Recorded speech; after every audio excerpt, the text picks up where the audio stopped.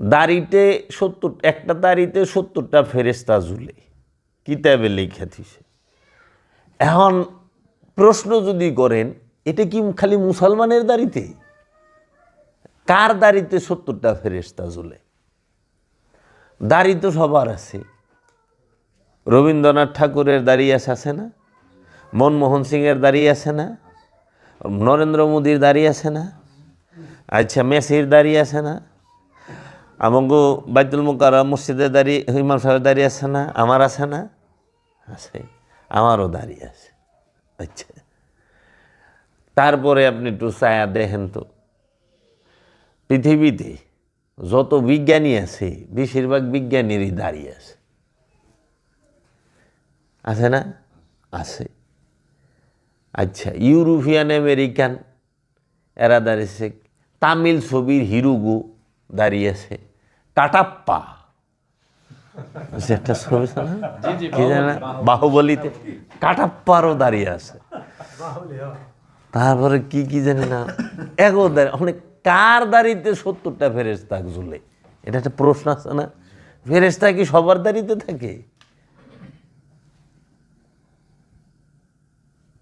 এই যে আজগবি শরীফের কথাবার্তা, আমরা কিতাব কোরআন শরীফ, হাদিস শরীফ, এই দুইটার থেকে আমরা জ্ঞান পাই। আরেকটা আছে ভয়ঙ্কর জিনিস, সেটা হলো আজগবি শরীফ। এই আজগবি শরীফের থেকে আমরা কুয়াশা পাই। এই আজগবি শরীফই ওয়াজ করায় বেশি হাদিস শরীফ কোরআন শরীফ থেকে। হাদিস শরীফ কোরআন শরীফ থেকে ওয়াজটা কম হয়, আজগবি শরীফ থেকে বেশি হয়। যেরকম একজন কইতেছে, আজকে আমাদের মসজিদে শুক্রবার তো ইমাম সাহেব ওয়াজ করতে আছে, আপনি যদি একবার সুবহানাল্লাহ বলেন, আপনার জন্য জান্নাতে একটা গাছ বোনা হবে। আচ্ছা, একবার সুবহানাল্লাহ করলে একটা গাছ। আমার ফুবু দিন ভরা তসবি লইয়া এই যে সুবহানাল্লাহ সুবহানাল্লাহ করে, সারা যতক্ষণ জাগ না থাকে সুবহানাল্লাহ, হের যে পরিমাণ গাছ হইতেছে রে বাবা, এই জঙ্গলে তো থাকবার চাইব না। ক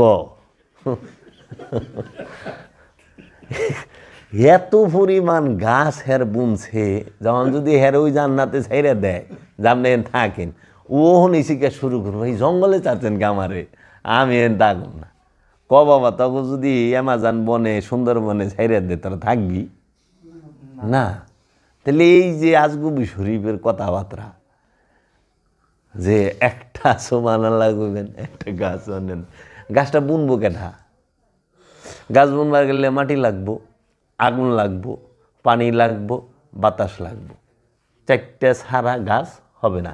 তার মানে জান্নাতে আগুনও আছে, পানিও আছে, মাটিও আছে, বাতাসও আছে। আছে না? হ্যাঁ।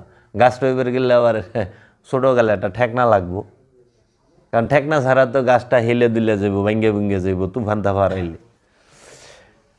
বড় গাছের কোনো দিন খুঁটি লাগে না, চারার খুঁটি লাগে, চারাকে বাঁচাইতে বেড়া লাগে।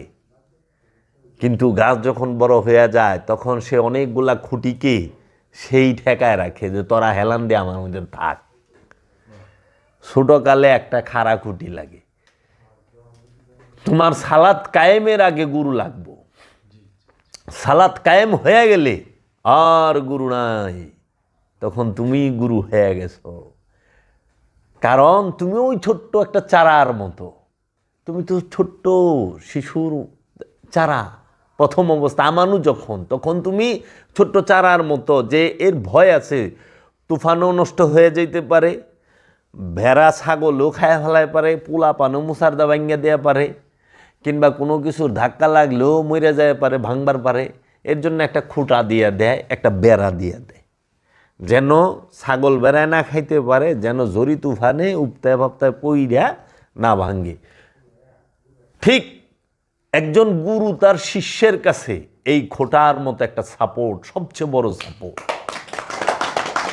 এই বেড়ার মতো সাপোর্ট, যেন খান্নাসরূপী শয়তানের কুমন্ত্রণা আইসা এই নফসটাকে কি না করতে পারে, একদম ধ্বংস করে দিতে না পারে, মাইরা ফালাইতে না পারে, নষ্ট কইরা না দিতে পারে, বিপথে না নিতে পারে, তখন গুরু ওই খুঁটার মতো তার সাথে সবসময় মিলা থাকে, সেভ করে না, একের মধ্যে রাখার চেষ্টা করে।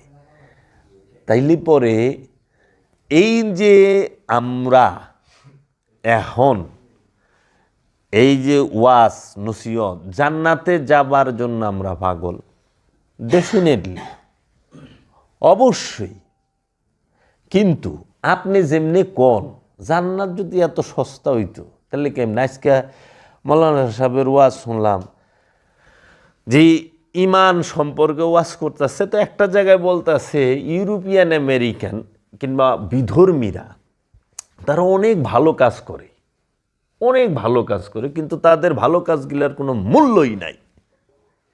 এমনি একটা ঝাঁকি মাইরা কয়ে দিল, কোনো মূল্য নাই, কারণ তারা ইমান আনে নাই। তা আমি কইলাম এই যে করোনার মধ্যে যে লক্ষ কোটি, এই কোটি কোটি যে করোনা টিকা দিল, মৌলবী সাবু দিয়া বহিছে, এটার কোনো মূল্য নাই।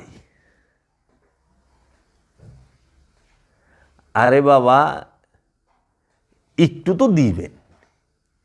ইমান আনেন নাই, বেইমান হয়ে মরছে, কিন্তু কিছুটা হইলেও তো ভালো কাম করছে, কোটি কোটি প্রাণটা তো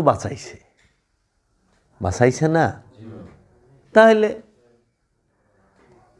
আর আপনারা তো করে সুরে এক ক্লাস পইরা সেপ দিয়ে মল্লিশ করে পুরা ই করে আবার নিজেরা মাস্ক পিন্দা ঘুরেন। তাই এইগুলা হইলে আজগবি শরীফ থেকে নেওয়া। এই আজগবি শরীফ থেকে আমরা যে সময় সরতে পারুম, তখন হইল আমাদের জ্ঞান নয়ন কিছুটা হইল খুলব। এখন আহেন, আমি যে মূল একটা কথা কব, সেটা হইল আজকে একটা টুকু আমাদের মুশফিক ভাই এবং স্যারে দুইজনেই খুব সুন্দর আলোচনা করছে।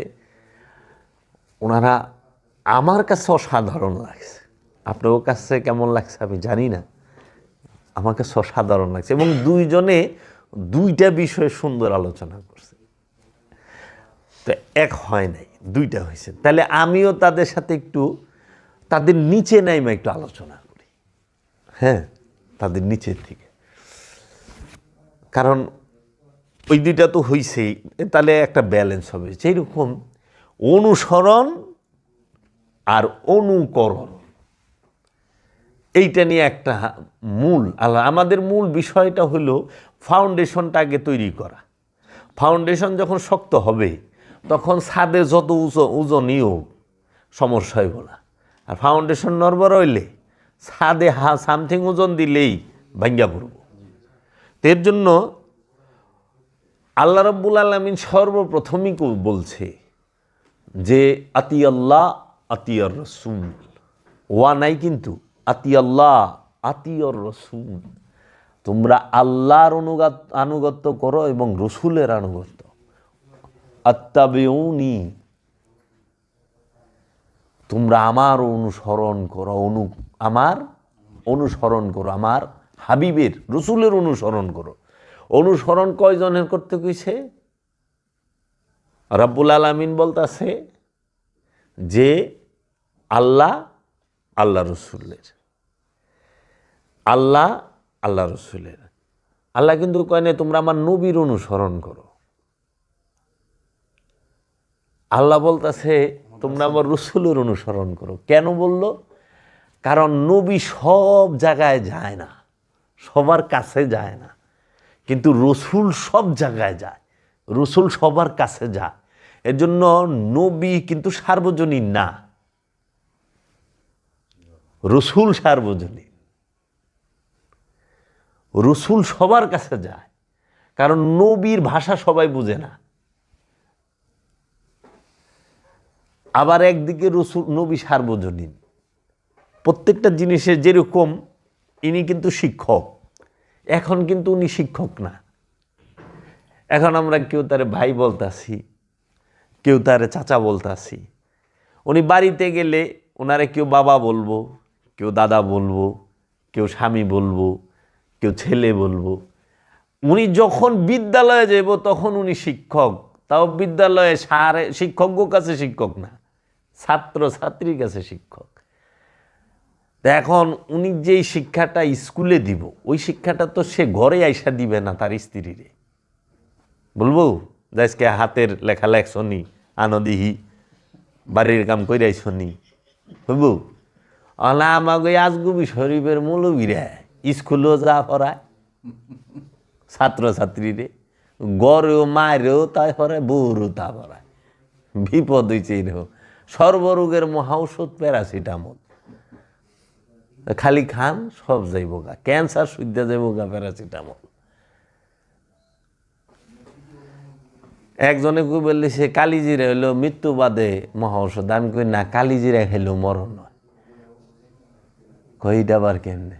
অতিরিক্ত খান দেখবেন কষার ঠেলায় আগামন্দ মরে যাবে, কারণ কালিজিরা জবর কষা। এই খালি ঠেইলা কথা কইেন না, নাকি বাবা? গ্রামে মানুষ আপনাদের কালিজিরা চাষ করেন, ঠেলা কথায় চলবো রে বাপ। উপকার আছে প্রত্যেকটা জিনিস, যেমন উপকার আছে প্রত্যেকটা জিনিস অপকার আছে। রসুলের সাথে কতক্ষণ থাকতে পারবা? ভিড়া, বেশিক্ষণ না।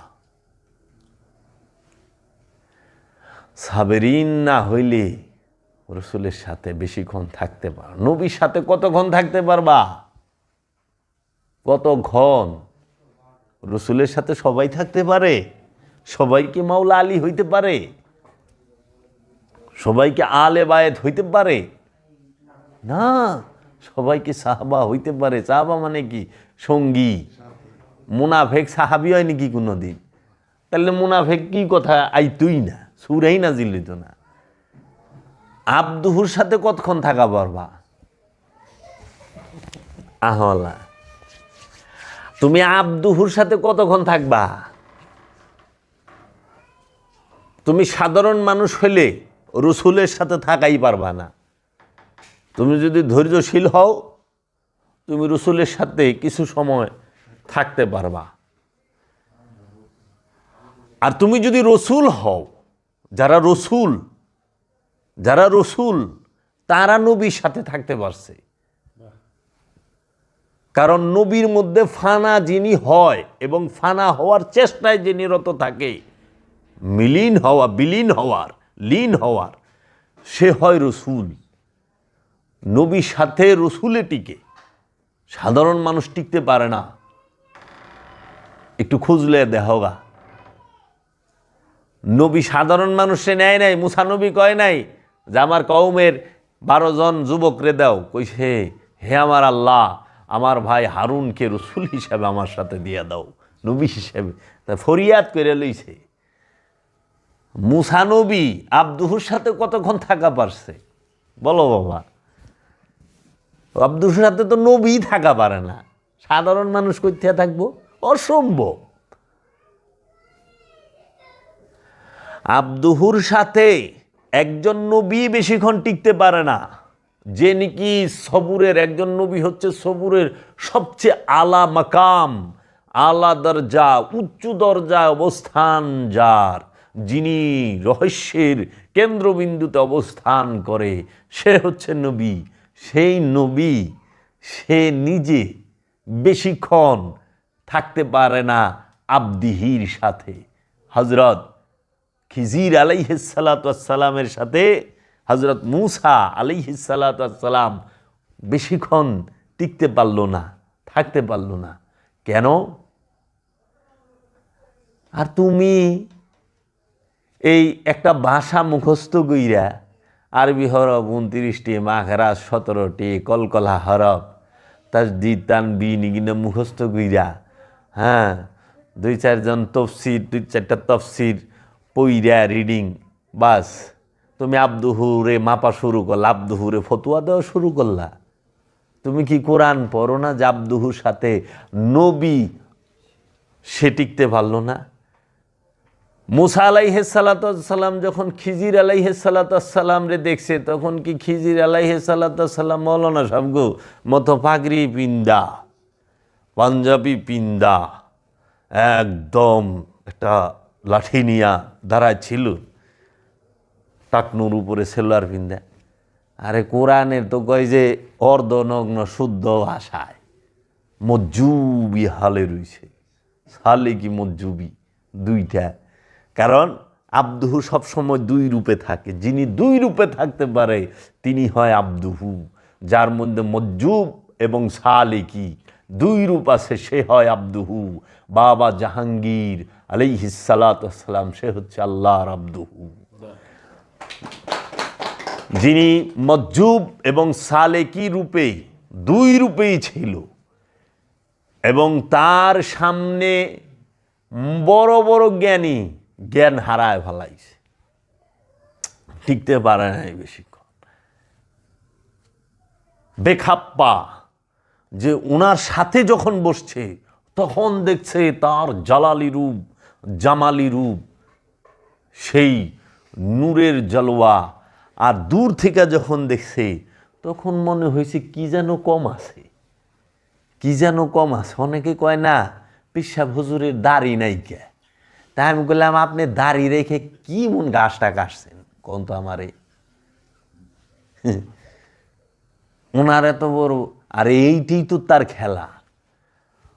তুই ওই বাইরের রূপ দেখবি সইরা যাবি, আর তুই যখন তার ভেতরের রূপ দেখবি দেওয়ানা হয়ে যাবি, সব ছাইরা দিবি। মহানবীর লেগে সালমান ফার্সি বাবা যেরকম ছাড়ছিল না, ঘর ছাড়ছে, বাড়ি ছাড়ছে, সংসার ছাড়ছে, পয় পরিবার সমস্ত কিছু ছাড়ছে, কিচ্ছু রাখে নাই।